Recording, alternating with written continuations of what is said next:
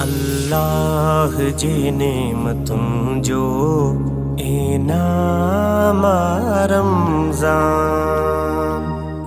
اعوذ باللہ من الشیطان الرجیم، بسم اللہ الرحمن الرحیم، الحمد للہ رب العالمین، الصلاۃ والسلام علی اشرف الانبیاء والمرسلین، وصلی اللہ علی محمد وآلہ الطیبین الطاہرین، اما بعد فقد قال سبحانہ وتعالی فی القرآن المجید والفرقان الحمید وقالہ الحق۔ بسم اللہ الرحمن الرحیم، انا انزلناہ فی لیلۃ القدر وما ادراک ما لیلۃ القدر، لیلۃ القدر خیر من الف شہر، تنزل الملائکۃ والروح فیہا بإذن ربہم من کل امر، سلام ہی حتی مطلع الفجر۔ ناظرین السلام علیکم ورحمۃ اللہ وبرکاتہ۔ ناظرین، ہی ماہ رمضان خداوند عالم جو مہینو جंहिं खे خداوند عالم पंहिंजे महीने सां इन खे लक़ब ॾिनो आहे। जंहिं तरीक़े सां हिन माह मुबारक खे असां शहरुल्लाह चवंदा आहियूं, यानी अलाह जो महीनो। त नाज़रीन, ही जेको महीनो परवरदिगार आलम पंहिंजे बंदनि लाइ निजात बख़्शिश जो महीनो करार ॾिनो आहे। त माह मुबारक रमज़ान में इंसान ख़ुदावंद आलम जी रहमत, बख़्शिश ऐं उन जे अज़ाब खां निजात हासिल करे थो। जंहिं तरीक़े सां हदीस में मिले थो त घणा ई माण्हू हिन माह जी बरकत जी वजह सां, हिन माह जी मग़फ़िरत जी वजह सां ऐं हिन माह जी रहमत जी वजह सां, ख़ुदावंद आलम जी रहमत जी निगाह जी वजह सां जहनुम जे अज़ाब खां निजात हासिल करे था वञनि। केतिरा ई मरहूमीन आहिनि जेके ख़ुदावंद आलम जे हिन फ़ज़ीलतनि ऐं बरकतनि जे भरियल हिन महीने में जहनुम जे बाहि खां निजात हासिल करे था वञनि। ऐं रिवायतनि में असांखे इहो ई मिले थो त ही माह मुबारक रमज़ान जंहिं इंसान जी ज़िंदगी में अचे थो,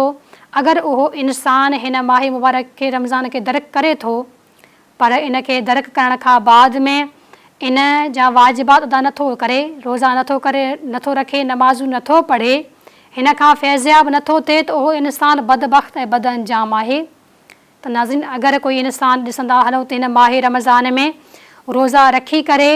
ऐं ख़ुदावंद आलम जा वाजिबात अदा करे, ख़ुदा जी राह में ऐं ॾेई करे ख़ुदा खे राज़ी करे थो हिन माह में, त उहो इंसान ख़ुशि नसीब ऐं ख़ुशबख़्त आहे। त नाज़रीन, अॼु असां उन मौज़ू ते ॻाल्हाइण हलूं था जंहिं मौज़ू जेको क़ुरान सां मनसूब आहे, यानी जंहिं राति में क़ुरान नाज़िल थियो। त असांखे जेके रवायत में ॿुधाए थो वञे त शब क़द्र उहा राति आहे जंहिंमें ख़ुदावंद आलम क़ुरान खे नाज़िल करे थो। त नाज़रीन, ॾिसंदा हलूं त माह मुबारक रमज़ान जे फ़ज़ीलतनि मां हिकु अज़मत क़ुरान जो नुज़ूल आहे। नाज़रीन, हिकु तरफ़ खां ही माह पूरे जो पूरो रहमतनि जो आहे, मग़फ़िरतनि जो आहे, बख़्शिश जो आहे। पर उन सां गॾोगॾु ही महीनो ऐं हिन जो जेको आख़िरी जेको अशरो हूंदो आहे, जेके ताक़ वारा ॾींहं हूंदा आहिनि, 21 खां वठी करे 30 या 29 माह मुबारक रमज़ान ताईं, इन्हनि जी अज़मत अञा वधीक ऊची आहे ऐं बुलंद आहे। छो जो इहे जेके आख़िरी अयाम आहिनि, जेके आख़िरी अशरो आहे, उन में ख़ुदावंद आलम पंहिंजे किताब खे नाज़िल करे थो। उन ई ॾींहंनि में ख़ुदावंद आलम पंहिंजे क़ुरान खे नाज़िल थो करे।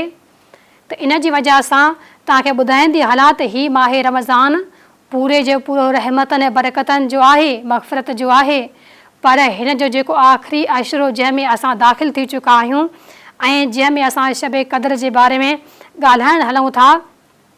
त शब क़द्र नुज़ूल क़ुरान ऐं अज़मतनि वारी राति आहे। शब क़द्र रमज़ान मुबारक जी वॾी ऐं अलाह ताला जी बेशुमार रहमतनि ऐं बरकतनि ऐं अज़मतनि ऐं तिलावत कलाम पाक वारो महीनो आहे। हीउ महीनो नाज़रीन उहो महीनो आहे जंहिंमें रवायतूं ॿुधाइनि थियूं त हर शइ जे लाइ बहार आहे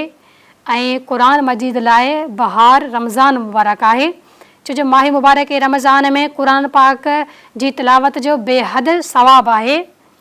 त हीउ महीनो जेको अव्वल खां वठी करे आख़िर ताईं जंहिंजा ॾींहं आहिनि, उहो परवरदिगार आलम जे तरफ़ खां इन महीने में वॾियूं हिकमतूं रखी वियूं आहिनि, जंहिंजो पहिरियों ॾिसंदा हलूं त हिन माह मुबारक रमज़ान जो पहिरियों अशरो रहमत जो आहे, ॿियो अशरो मग़फ़िरत जो आहे, त वरी जेको टियों अशरो आहे आख़िरी सभिनी खां, त उहो जहन्नुम खां निजात जो ऐं दुआउनि जी क़बूलियत जो अशरो आहे। ईअं इन्हनि तमामु ख़ुशूसियतनि जे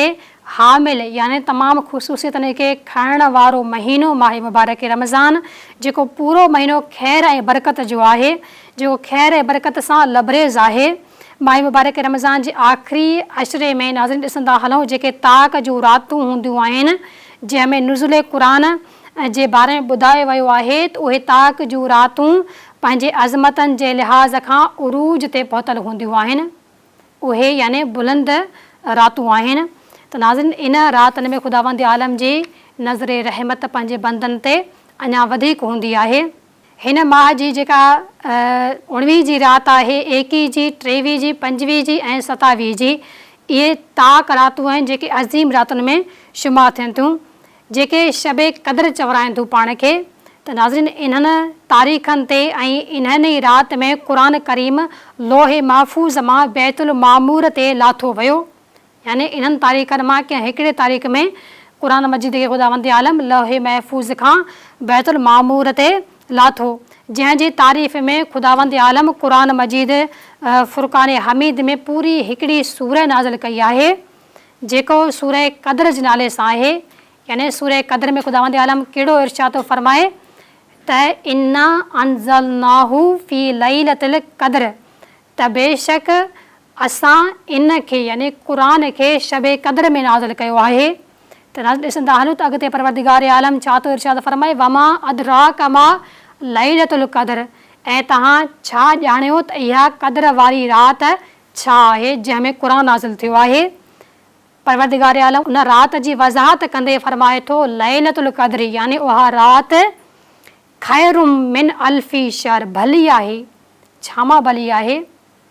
हाणे ॾिसंदा हलूं त ख़ुदावंद आलम हिन आयत में फ़रमाए थो त क़द्र वारी राति 1000 महीननि खां अफ़ज़ल आहे।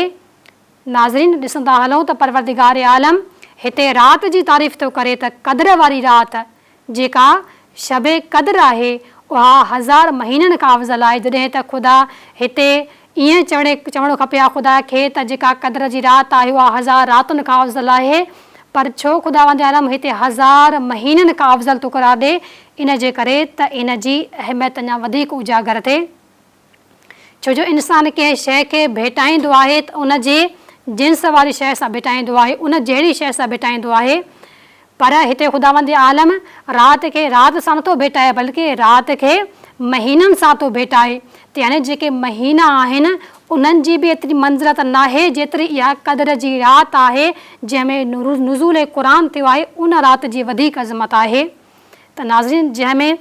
ख़ुदावंद आलम फ़रमाए थो त उहा राति एतिरी अज़मत वारी छो आहे, 1000 महीननि खां अफ़ज़ल छो आहे। ॾिसंदा हलो त परवरदिगार आलम इन जे बारे में ख़ुदि इरशाद फ़रमाए तनज़्ज़लुल मलाइकतु व रूहु, यानी ख़ुदावंद आलम इरशाद फ़रमाए त इन राति में नाज़िल थियनि था फ़रिश्ता, ख़ुदावंद आलम जा मलाइक नाज़िल थियनि था, ऐं रूह जे बारे में अगरि तफ़सीर में नज़र विझूं त ॿुधाए थो वञे त मलाइकनि ऐं फ़रिश्तनि खां बि हिकु अज़ीम फ़रिश्तो आहे जंहिंखे रूह चवंदा आहिनि। यानी ख़ुदावंद आलम हिन क़द्र वारी राति में जंहिंमें नुज़ूल क़ुरान थिए थो उन ई राति में परवरदिगार आलम जेके फ़रिश्ता आहिनि मलाइक आहिनि उन्हनि खे बि नाज़िल करे थो, उन सां गॾोगॾु जेके रूहुल अमीन आहे उनखे बि नाज़िल थो करे। रब्बिहिम मिन कुल्लि अम्र, त नाज़रीन जेके फ़रिश्ता अचनि था त उहे ईअं नथा अचनि बल्कि उहे ख़ुदा जो हुकुम खणी करे नाज़िल थींदा आहिनि इहा क़द्र वारी राति में। हाणे ॾिसंदा हलूं त इन क़द्र जी राति में कोई इंसानु अगरि उजागो करे गुज़ारे थो, अमल अंजाम थो ॾिए, सूरह अनकबूत, सूरह रूम, सूरह दुखान, सूरह हामिम सजदा, या हिन राति में 1000 दफ़ा सूरह क़द्र पढ़े थो, त उहो इंसानु अगरि उजागो करे इबादतूं अंजाम थो ॾिए त उन इंसान लाइ ख़ुदा जे तरफ़ां उहे फ़रिश्ता अमर खणी था अचनि। वरी ख़ुदावंद आलम इन आयत में अॻिते छा थो इरशाद फ़रमाए त सलामुन हिय हत्ता मतलइल फज्र, त यानी उहे जेके मलाइक अचनि था, उहे जेके फ़रिश्ता अचनि था, रूहुल अमीन थो अचे, उहे सलाम खणी था अचनि ऐं सलाम मोकिलिनि था उन्हनि माण्हुनि ते जेके राति जो उजागो करे ख़ुदावंद आलम जी इबादत कनि था। ख़ुदावंद आलम जे बारगाह में ख़ुदा खे ॿाॾाइनि था ऐं उहे फ़रिश्ता सुबुह सादिक ताईं उन्हनि इंसाननि ते जेके उजाॻो कनि था, इबादतूं अंजाम ॾियनि था, उन्हनि ते सलाम मोकिलनि था।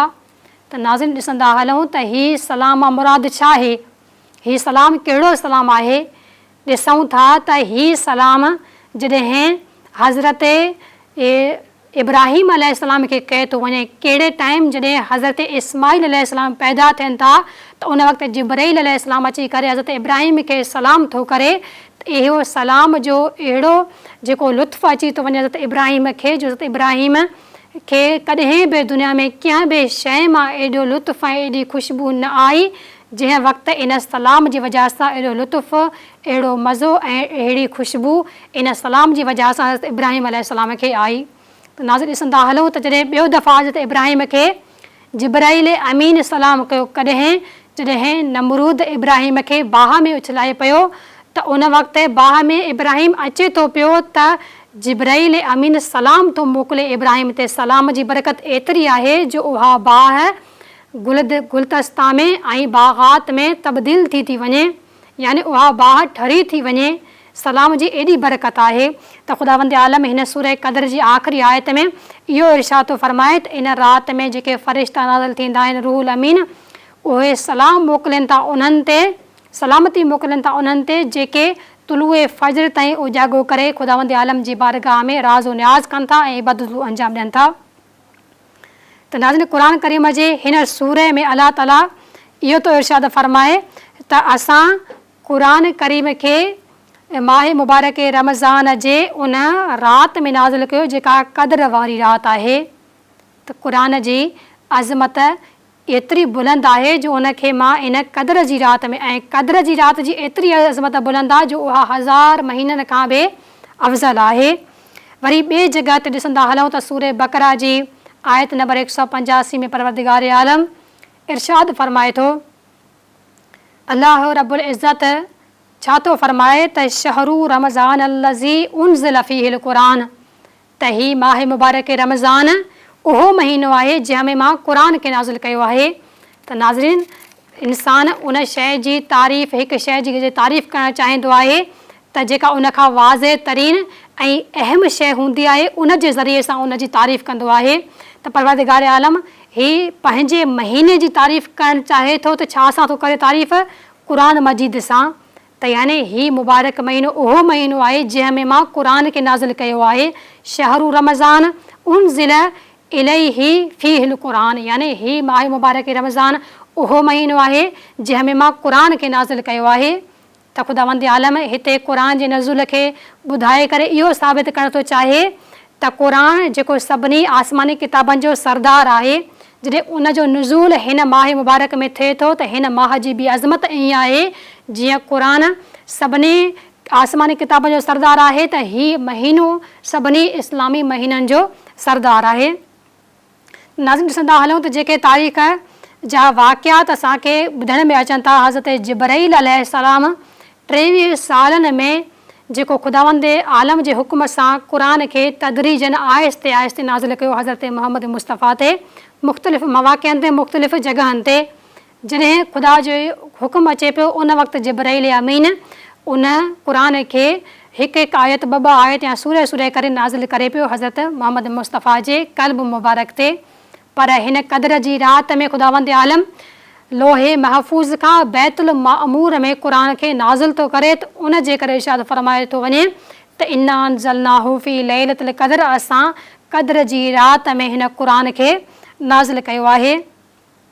त नाज़रीन ॾिसंदा हलूं त रसूल ख़ुदा सल्लल्लाहु अलैहि वसल्लम जे पंहिंजे उम्मत जी वॾी इबादत जे बारे में फरमाइनि था त मुंहिंजी उम्मत जी जेका सभिनी मां वॾी इबादत आहे उहा आहे तिलावत कलाम पाक। अहिड़े तरीक़े सां हुज़ूर अकरम सल्लल्लाहु अलैहि वसल्लम हिकु ॿी जॻह ते इरशाद फरमाइनि था त हीअ मुक़दस राति ख़ुदा सुब्हानो व तआला मुंहिंजी उम्मत खे अता कई आहे, यानी शब क़द्र जे नाले सां चवनि था त शब क़द्र जंहिंमें नुज़ूल कलाम पाक आहे। शब क़द्र जंहिं बारे में ख़ुदावंद आलम इहो इरशाद फरमाए त हीअ क़द्र 1000 महीननि खां अफ़ज़ल आहे। त रसूल ख़ुदा इहो ई इरशाद फरमाइनि था त हीअ मुक़दस राति अलाह तबारक व ताला मुंहिंजी उम्मत खे अता कई आहे, यानी मूंखां पहिरियां कंहिं बि उम्मत खे इहो सरफराज़ नाहे मिलियो, इन खां फैज़याब नाहिनि थिया। सिर्फ़ु मुंहिंजी उम्मत आहे जंहिंखे अलाह ताला ने इहा मुक़दस राति अता कई जेका 1000 महीननि खां अफ़ज़ल आहे,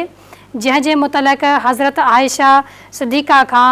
रवायत नक़ल थियल आहे त नबी करीम इरशाद फरमाइनि था त लैलतुल क़द्र खे रमज़ान जी आख़िरी अशरे जे ताक़ रातुनि में तलाश कयो। त नाज़रीन असां चऊं था लैलतुल क़द्र कहिड़ी राति आहे,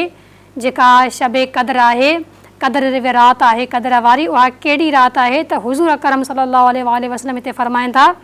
त तव्हां जेका शबे क़द्र खे तलाश करणु चाहियो था, क़द्र जी राति खे, त तव्हां माह मुबारक रमज़ान जे आख़िरी अशरे जे ताक़ रातुनि में इन खे तलाश कयो।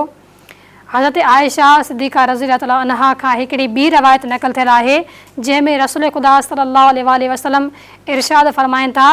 त हिन मुबारक राति खे आख़िरी अशरे जे ताक़ राति यानी 21 माह मुबारक रमज़ान खां वठी करे 29 माह रमज़ान जे दरमियान में तलाश कयो, छो त हिन राति जी इबादत 1000 महीननि खां अफ़ज़ल आहे। त नाज़रीन रसूल ख़ुदा इन राति जे जुस्तजू करण लाइ, इन राति जी तलाश करण लाइ हुकुम थो ॾिए, छाजे लाइ? इन जे करे जो इहा जेका क़द्र जी राति आहे उहा 1000 महीननि खां अफ़ज़ल आहे। इन ई राति जे मुतलिक़ वरी ॾिसूं त रहमत आलमीन हज़रत मोहम्मद मुस्तफ़ा जो हिकिड़ो ॿियो इरशाद असांखे मिले थो, जंहिंमें पैगम्बर अकरम फरमाइनि था त जंहिं शख़्स शबे क़द्र में अजर सवाब जी उमेद सां, यानी शबे क़द्र उन इंसान खे मिले, वरी अजर सवाब जी उमेद सां इबादत बि उहो इंसान करे त उन जा पहिरियां वारा गुनाह माफ़ थी था वञनि। त नाज़रीन ही उहा बाबरकत राति आहे शबे क़द्र जी, जंहिंमें अगरि कोई इंसान उमेद सां कोई अमल थो अंजाम ॾिए त ख़ुदावंद आलम इहो उमेद थो रखे त ख़ुदावंद आलम मूंखे जो अजर ॾींदो, त रसूल ख़ुदा फरमाए था त उन इंसान जा समूरा जेके गुनाह आहिनि उहे माफ़ कया वेंदा। अहिड़े तरीक़े सां हिकिड़ी ॿी जेका हदीस आहे पैगम्बर अकरम सल्लल्लाहु अलैहि वसल्लम जी, उन ते नज़र विझूं था त पैगम्बर फरमाइनि था जेको शख़्स शबे क़द्र में इबादत जे लाइ बीठो रहियो, यानी जेको इबादत करे थो, क़याम करे थो, बीहो थो रहे, त उन जा तमामु गुनाह माफ़ थी था वञनि। इहा ख़ुदावंद आलम जी हिकिड़ी ख़ासि इनायत आहे उम्मत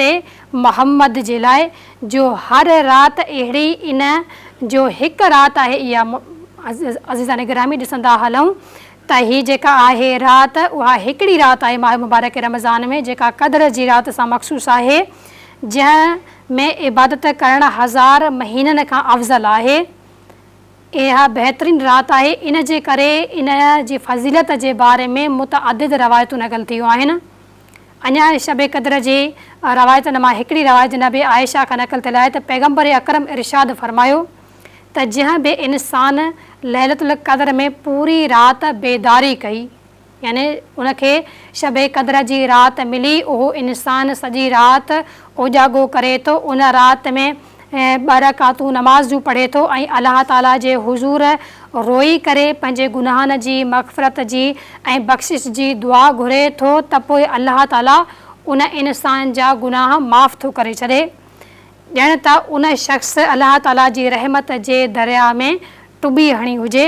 जिब्राईल अलैहिस्सलाम उन शख़्स खे पंहिंजा पर लॻाईंदो जो उहो जन्नत में ज़रूरु दाख़िल थींदो।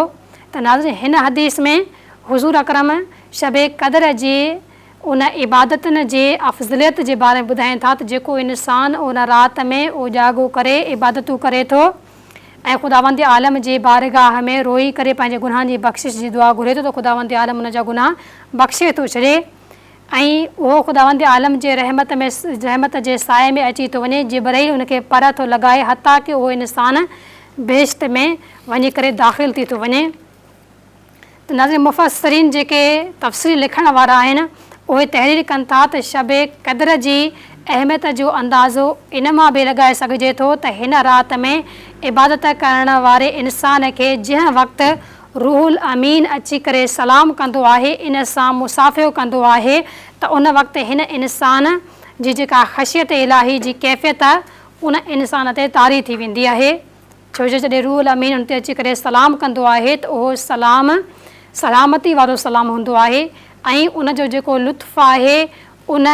सलाम जी जेका कैफ़ियत आहे उहो इंसानु पाण महसूसु कंदो आहे। वरी शबे क़द्र जूं कुझु अलामतूं असांखे रवायत में मिले थियूं त शबे क़द्र जी अलामत कहिड़ी आहे। किताब इक़बालुल आमाल जे सिफ़े नंबर 65 में रवायत निकिल थियल आहे मोहम्मद बिन मुस्लिम खां, त ॿुधाइनि था त जेका पहिरीं अलामत आहे शबे क़द्र जी उहा इहा आहे त मोहम्मद बिन मुस्लिम इमाम मोहम्मद बाक़िर खां ऐं इमाम मोहम्मद बाक़िर इमाम जाफ़र सादिक़ अलैहिस्सलाम खां शबे क़द्र जी अलामत पुछनि था त छा आहे, त इमाम जवाब में फ़रमाए थो त शबे क़द्र जी अलामत इहा आहे त उन राति जी ख़ुशबू दिलि पसंदि हूंदी आहे। जॾहिं उहा राति अची वेंदी आहे त उन में जेका ख़ुशबू उथंदी आहे उहा दिलि पसंदि हूंदी आहे। अगरि गर्मी में उहो शबे क़द्र अचे यानी गर्मी जे मौसम में माह मुबारक रमज़ान अचे ऐं क़द्र जी राति उन ई गर्मी जे मौसम में अचे त उन राति उहा थधी थी वञे। यानी शबे क़द्र जी अलामत हिकिड़ी इहा आहे त जेको बि इंसानु इन क़द्र जी राति में गर्मियुनि में क़द्र जी राति अचे त तव्हां उन में अगरि इबादत कयो था, बंदगी परवरदिगार कयो था, त उहा राति थधी थी वञे तव्हां सम्झी वञो त इहा क़द्र जी राति आहे। ऐं हिकिड़ी अलामत इहा बि आहे त अगरि उहा राति उहा शबे क़द्र गर्मियुनि में या सर्दियुनि में अचे त सर्दियुनि जूं जेके रातूं आहिनि शबे क़द्र जी वजह सां उहा राति गरम थी वञे। त नाज़रीन जेका ॿी अलामत हिन रवायत में असांखे ॿुधाए थी वञे क़द्र जी राति जी, त क़द्र जी राति जेके सितारा आसमान ते सिज वांगुरु रोशन हूंदा आहिनि, चमकंदड़ नज़र ईंदा आहिनि, ईअं ई इंसानु जेको बि कलाम पाक जी तिलावत कंदो आहे क़द्र जी राति में उहे इंसान ईअं चमकंदा आहिनि। ऐं क़द्र जी राति जी अलामत इहा बि आहे त आसमान ते सितारा चमकंदा नज़र ईंदा आहिनि। त नाज़रीन हीउ जेको माही मुबारक रमज़ान जंहिंमें ख़ुदावंद आलम क़द्र जहिड़ी राति खे रखी आहे, जेका राति जंहिंजे बारे में सूरह क़द्र में इन राति जी फ़ज़ीलत खे ख़ुदावंद आलम बयानु करे ॿुधाए थो त इहा राति 1000 महीननि खां अफ़ज़ल आहे। इन राति में अगरि कोई इंसानु ख़ुदावंद आलम जी बंदगी करे थो, ख़ुदा जी इबादत करे थो,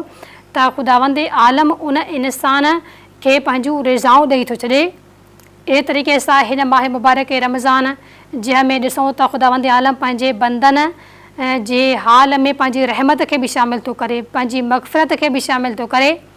पर जेको ही आख़िरी अशरो थो अचे माह रमज़ान जो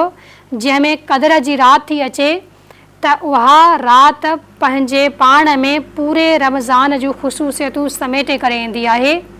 जंहिंमें ख़ुदावंद आलम जी रहमत ऐं बरकत ऐं मग़फ़िरत समायल हूंदी आहे, जंहिंमें इंसानु ख़ुदावंद आलम सां गुफ़्तगू करे ऐं ख़ुदावंद आलम खां पंहिंजे गुनाहनि जी बख़्शिश तलब कंदो आहे। नाज़रीन ही माह मुबारक रमज़ान जंहिंमें ख़ुदावंद आलम क़द्र जहिड़ी बाबरकत हिकिड़ी राति खे रखियो आहे, जंहिंमें अगरि कोई इंसानु इबादत करे थो त उनखे हिन माह मुबारक रमज़ान जे हवाले सां त उनखे ॿीणो सवाबु मिले थो। पर ख़ुदावंद आलम जहिड़े तरीक़े सां फ़रमाए थो त हीअ राति 1000 महीननि खां अफ़ज़ल आहे, हीअ सलामती वारी राति आहे। हिन राति में ख़ुदावंद आलम पंहिंजा आसमानी फ़रिश्ता मलाइक मोकिले थो, उन्हनि सां गॾोगॾु रूहुल अमीन खे मोकिले थो, जेके उन्हनि माण्हुनि ते सलामती मोकिलनि था जेके इंसान इन क़द्र जी राति में उजागो करे बेदारी करे ख़ुदावंद आलम जी इबादत ऐं हमदो सना कंदा आहिनि। त नाज़रीन इन सलाम खे ॾिसो त इन सलाम मां मुराद छा आहे। सलाम जॾहिं इहे फ़रिश्ता मोकिलींदा आहिनि, जहिड़े तरीक़े सां तव्हांखे ॿुधाए चुकी आहियां त इहो सलाम जॾहिं कंहिं इंसान ते ईंदो आहे त उनखे हिकु लुत्फ़ ऐं उन सलाम मां ख़ुशबू ऐं राहत अची वेंदो आहे। जहिड़े तरीक़े सां हज़रत इब्राहिम अलैहिस्सलाम खे जॾहिं हज़रत जिब्राईल अलैहिस्सलाम सलाम मोकिलियो, उन वक़्तु जॾहिं हज़रत इस्माईल अलैहिस्सलाम पैदा थिया त हज़रत इब्राहिम अलैहिस्सलाम ते जॾहिं जिब्राईल अलैहिस्सलाम सलाम मोकिलियो त उन जो लुत्फ़ ऐं उन जी जेका ख़ुशबू हुई हज़रत इब्राहिम अलैहिस्सलाम खे ईअं महसूसु थियणु लॻी जो हज़रत इब्राहिम अलैहिस्सलाम चवणु लॻा त मूंखे अहिड़ी ख़ुशबू ऐं अहिड़ो लुत्फ़ दुनिया में किथे बि न मिली सघियो आहे। त नाज़रीन हिते ख़ुदावंद आलम छा थो इरशाद फ़रमाए त हत्ता मतलअल फ़ज्र, यानी सलामती आहे, सलामुन हत्ता मतलअल फ़ज्र, इहा राति जेका सलामती वारी राति आहे,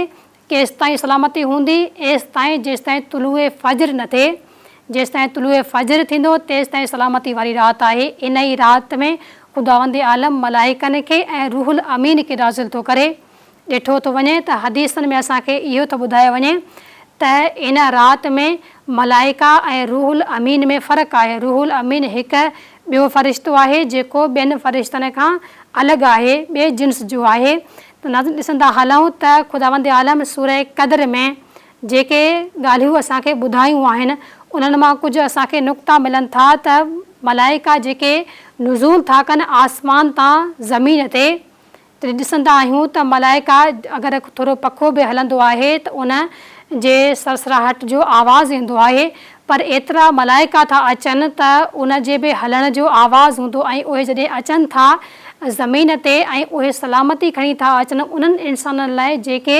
ख़ुदावंद आलम जी इबादत ऐं हमदो सना कंदा आहिनि। ऐं इहा राति सलामती वारी राति हूंदी आहे। त नाज़िन ही माह मुबारक रमज़ान जंहिंजे बारे में रवायतूं ॿुधाइनि थियूं त मौला जाफ़र सादिक़ अलैहिस्सलाम खां पुछियो वियो त मौला ही जेका शब क़द्र आहे, क़द्र जी राति आहे, असां इन खे कहिड़े रातिनि में ॻोल्हियूं? त इमाम उन्हनि खे जवाब में फ़रमायो त तव्हां माह मुबारक रमज़ान जे आख़िरी अशरे जे ताक़ रातिनि में इन खे तलाश कयो। त शब क़द्र उन्हनि आख़िरी रातिनि मां हिकिड़ी राति हूंदी। त अगरि तव्हां उन में उहे आमाल अंजाम ॾींदो तव्हांखे उनजो उहो सवाबु मिली वेंदो। त नाज़िन ही जेको माह मुबारक रमज़ान इन जी फ़ज़ीलत ॾिसंदा हलूं त हदीस में मिले थो त इन जो पहिरियों अशरो रहमत जो आहे, ॿियो अशरो ख़ुदावंद आलम जे तरफ़ां मग़फ़िरत जो आहे, टियों अशरो ख़ुदावंद आलम जे जहनुम खां निजात ऐं दुआउनि जी क़बूलियत जो आहे। पर माह मुबारक रमज़ान जे ॾिसंदा हलूं त इन ई महीने जे आख़िरी अशरे में ख़ुदावंद आलम शब क़द्र खे रखे थो। अगरि शब क़द्र खे जेको इंसान हासिल थो करे त याने जेको अगरि माह मुबारक रमज़ान जूं ॿियूं फ़ज़ीलतूं रहमतूं बरकतूं हासिल न करे सघियो आहे, अगरि हिकिड़ी राति खे थो हासिल करे त उहो इंसान माह मुबारक रमज़ान जूं सॼियूं ख़ुशूसियतूं बरकतूं ऐं रहमतूं हासिल करे थो वञे। छो जो हिन ई राति खे परवरदिगार आलम 1000 महीननि खां अफ़ज़ल कयो आहे, 1000 रातिनि खां न बल्कि 1000 महीननि खां। इन ई राति जी इन ई ॻाल्हि खां ख़बर थी पवे त केतिरी अहमियत आहे। त नाज़िन असां सभिनी खे खपे त असां हिन माह मुबारक रमज़ान में ख़ुशूसन शब क़द्र में ख़ुदावंद आलम सां राज़ो न्याज़ करे उन जी इबादत करे उन सां ॻाल्हियूं कचहरियूं करे उन खे पंहिंजूं ॻाल्हियूं ॿुधाए करे राज़ी कयूं ऐं उन जे जेको चयल हुकुम आहे उन ते अमल कयूं। त नाज़िन ही माह मुबारक रमज़ान जेकॾहिं असां ख़ुदावंद आलम जे चयल हुकुम ते हलंदासीं त परवरदिगार आलम बि असांखां राज़ी थींदो। अगरि असां ख़ुदावंद आलम जे हुकुम जी नाफ़रमानी कंदासीं त पोइ उनजो ओतिरे क़दुरु ई असांखे गुनाह मिलंदो। छो जो माह मुबारक रमज़ान में अगरि इंसान थोरी बि नेकी थो करे त उनजो अजरो सवाबु घणो आहे। अगरि इंसान थोरो बि बुरो कमु थो अंजाम ॾिए या ग़लति कमु थो अंजाम ॾिए त उनजो गुनाह बि हिन माह में घणो थो मिले। इन जी वजह सां ख़ुदावंद आलम जे बारगाह में असांजी इहा दुआ आहे त परवरदिगार आलम असांखे हिन माह मुबारक रमज़ान ख़ुशूसन असांखे शब क़द्र जे हिन आमालनि ऐं इबादतनि खां फैज़याब थियण जी तौफ़ीक़ इनायत करे